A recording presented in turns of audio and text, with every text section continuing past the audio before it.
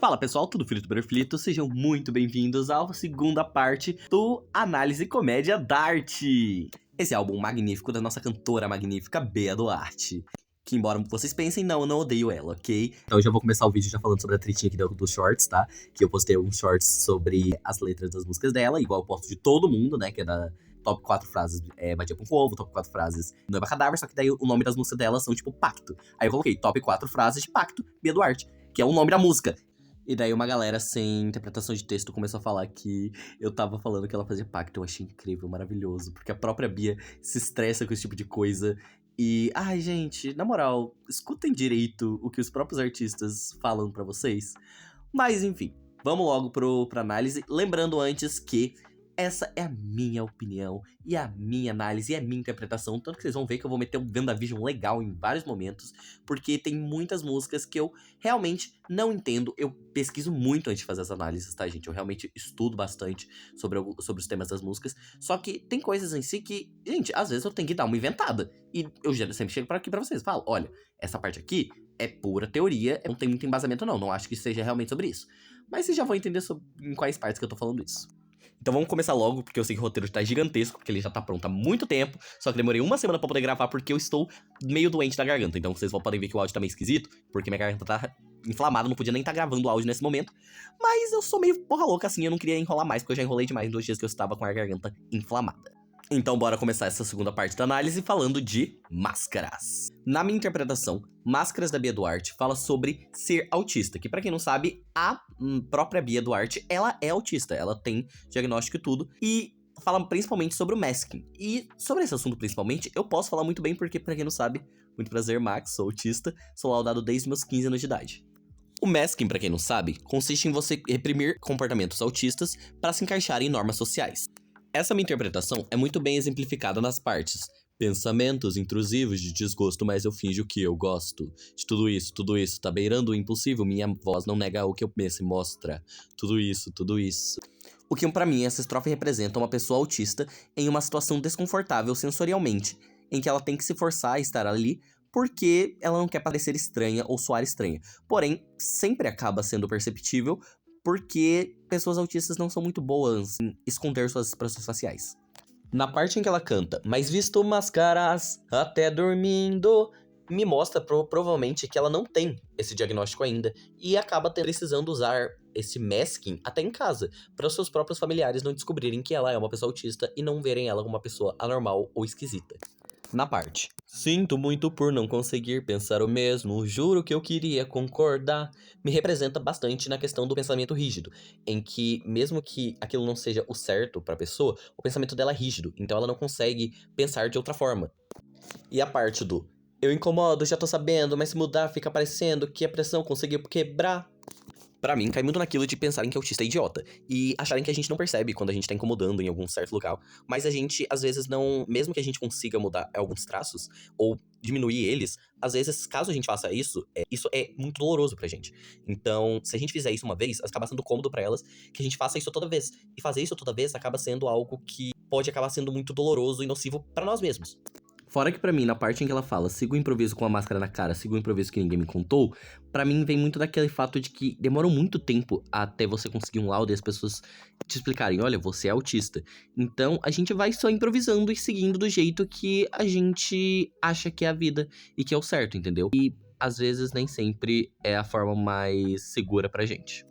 E indo pra um assunto totalmente diferente de autismo pra metáforas de sociedade com decadência. Tá, nesse eu confesso que vocês vão ter que ligar o WandaVision legal, porque assim, eu sei que decadência fala muito sobre política e sobre a sociedade, só que não é um assunto que eu domino totalmente, e eu quero evitar de falar bosta, entendeu? Porque eu prefiro muito mais inventar uma teoriazinha do que falar um assunto que eu não sei e acabar falando alguma coisa errada e passando alguma informação incorreta pra vocês. Então, vamos que essa teoria tá muito viajada. Se vocês acharam que a teoria de bruxa tava viajada, essa daqui tá... Nossa, vamos lá!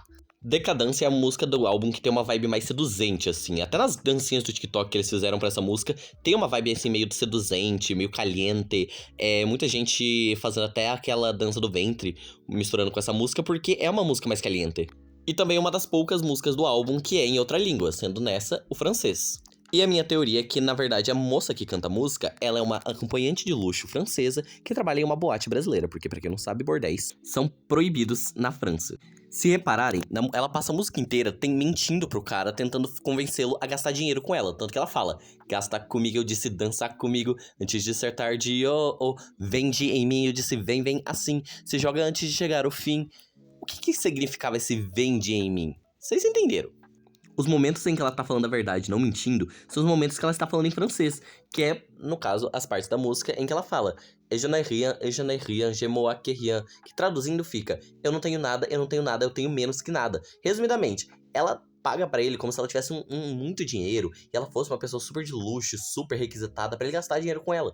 Sendo que, na verdade, não tem nem onde cair morta. E já que a teoria já tá viajada, eu vou ainda mais longe. Sabe aquela parte que ela diz, me escuta, obedece, mas não me traduz que eu te dou? Então, primeiramente, por que ele não pode traduzir o que ela tá falando? Segundo, por que ela tá falando em francês com um cara que é brasileiro? Terceiro, vai dar o quê? E é com essa que eu me despeço e vamos pra próxima música, porque, né, antes que o vídeo caia. E agora vamos de uma moça da vida à procura de dinheiro pra uma moça compromissada em busca de vingança. E já vamos começar que Mensagem é tão especial que é uma das únicas músicas que neste atual momento que eu estou gravando tem clipe. No caso, só Mensagem e supostamente. Clipe, inclusive, que a gata teve que postar 3 vezes, mas, enfim, quem viveu sabe. Essa é uma música que não cabe muita teoria não, cabe mais sentimento mesmo. É muito sentimento, rancor, ódio, amor, paixão, recaída. Já no início da música, ela já começa dizendo que ela vai postar um texto de domingo, porque na segunda ela faz a terapia dela. Ou seja, se ela só vai postar esse texto domingo, porque segunda ela faz a terapia, é porque ela sabe que ela não deveria estar postando esse texto. Resumidamente, ela já sabe que ela tá fazendo merda. Só que além dela tá fazendo essa merda de mandar um texto de recaída, dá pra ver que ela claramente nutriu um ódio tremendo por essa pessoa, como é dito claramente nas estrofes. Mas eu sou tão boa que eu poderia jogar teu nome na ribeira do mar. E também, mas não pense nem por um segundo que eu te quero aqui, eu te quero sofrendo. Mostrando o quanto ela alimentou um sentimento extremamente negativo para aquela pessoa, mas ao mesmo tempo ela gostava daquilo, porque senão ela não estaria mandando mensagem de novo volta. Ou seja, ela sente falta. Relacionamento tóxico. Que se eu pudesse meter uma mini teoria, eu diria que foi tóxico dos dois lados. Porque tem uma parte da música em que ela fala: você ainda é muito pior do que eu. Se eu fui egoísta por um segundo, você foi a vida inteira. Que me parece muito alguém que fez merda, sabe que fez merda, só que a outra pessoa fez uma merda pior. Então, parece muito ela querendo compensar o que ela fez. E se tem uma coisa que a gente já aprendeu aqui nesse canal, na nossa análise de Vadia Pão com Ovo da Lia Suspira, é que não se combate fogo com fogo. Não adianta, não é porque uma pessoa fez uma merda pra você que você tem que ir lá e fazer 30 vezes pior. Você só vai estar sendo tão ruim quanto. Por ser um material audiovisual, ela usou e abusou de simbologias bem específicas na questão visual mesmo. Como, por exemplo, na cena em que ela aparece com o peito sangrando, mostrando como que ela sentiu o coração dela naquele momento. E também tocando fogo nas flores, como uma forma de se livrar daquele sentimento. Mas não funciona, porque é sentimento. Sentimento é algo que a gente não controla. E isso ela nota bem no finalzinho, a parte em que ela diz: pra todos os amigos que eu prometi que eu tinha superado, acho que eu menti. E se essa já deu gatilho, se preparem, porque a próxima vai se tratar de um sentimento muito mais profundo e muito mais doloroso do que o fim de relacionamento, que é o fim de uma vida. E agora vamos de Injustiçado do álbum, porque, é sério, essa é uma música muito foda e que as pessoas não dão o devido crédito e nem o devido valor e merecimento pra ela. É uma música muito boa. E eu custo até aceitar que foi só a Bia sozinha que escreveu essa música e não umas 15 pessoas juntas, porque, é sério, é um hino. Facilmente a música que vai tocar no meu casamento e tem uma vibe bem Ragnarok do Kamaitachi, sabe? Que é uma música que tá na minha lista das músicas que eu quero analisar algum dia no canal. Mas vou precisar pesquisar muita coisa sobre mitologia nórdica, então vai demorar bastante. Ela aborda um momento da vida em que todos têm medo, mas que todos algum dia irão passar, que é a morte. Você pode ser preto, rico, branco, pobre, asiático, mulher, homem, não importa. Uma hora ou outra você vai morrer. E religiões, principalmente cristãs, enxergam a morte como essa coisa terrível que geralmente tira seus entes queridos. Porém, religiões pagãs, como a da Bia, enxergam a morte como esse ciclo natural que todas as pessoas têm que passar, assim como as estações do ano. Muitos pagãos preferindo assim, ao invés de se lamentar pela morte da pessoa, comemorar pelo que ela fez em vida. Nesse quesito em si, eu sempre fui uma pessoa muito sortuda. Eu nunca cheguei a realmente passar pelo processo de luto porque eu nunca perdi alguém próximo a mim. No máximo, do máximo, é a ex-patroa da minha mãe, ou sei lá, o moço, o dono do mercadinho que eu ia todo dia. Mesmo na época da pandemia, eu nunca cheguei a perder alguém hiper próximo de mim. Então, esse processo do luto eu realmente nunca cheguei a passar. Então, embora eu não seja a melhor pessoa para falar sobre o assunto, sempre foi um assunto que me fascinou bastante, por ser algo que as pessoas sempre odeiam, detestam, mas não tem como fugir. Você pode odiar, você pode detestar, mas não tem como fugir da morte. Premonição provou isso pra gente perfeitamente. E eu vejo a música Morte da Bia não só como uma música falando sobre o fim de uma vida, mas também como o fim de um relacionamento, um fim de uma amizade, o fim, até às vezes, da vida de um bichinho, não precisa nem ser de um ser humano mesmo. Porque fala muito sobre fim de ciclos. Porque as coisas acabam. E às vezes a gente gosta muito sempre do começo, do meio. É incrível. Mas tudo acaba. Em algum momento ou outro as coisas vão acabar. Mas tem uma frase em específico dessa música que me deixou muito encucado, que é a frase: nem tudo começa, mas tudo tem que acabar. Que de primeira eu escutei ela e entendi de uma maneira muito literal. Só que depois, perguntando pro Gemini, que é uma inteligência artificial, sim, eu precisei recorrer a uma inteligência artificial para conseguir entender essa parte da música, mas ele me explicou e eu consegui entender de uma maneira um pouco mais profunda. Segundo ele, essa parte da música simboliza aquelas relações que começaram sem um momento exato. Sabe aquelas relações que começam do nada? E a gente, quando a gente menos espera, elas estão ali com a gente. Tiveram algum começo inesperado. Mas, mesmo elas sendo muito confortáveis na nossa vida, elas uma hora precisam acabar. Tudo precisa acabar uma hora. E a gente tem que aprender a lidar com isso, sabe? Chorar, às vezes, é bom nesses momentos, mas às vezes aceitar e entender também pode ser uma ótima opção. E agora, finalmente finalizando essa saga de 2 vídeos com a última música do álbum, Divina. A música que eu diria que é uma das mais controversas por falar de um tema um pouco controverso para muitas pessoas, que é o inferno. Por ser, na minha interpretação, a música mais complexa de um álbum de músicas complexas, obviamente Divina vai ter que ter ali um pouco da minha imaginação complexa numa teoria, porque não tem como eu entender. Ela explicou que é sobre os 7 infernos de Dante, inclusive eu já fiz um RPG sobre isso chamado Portão 9, porém eu não li o livro, então fica complicado. Sim, eu fiz um RPG sobre um livro que eu não li. Maravilha.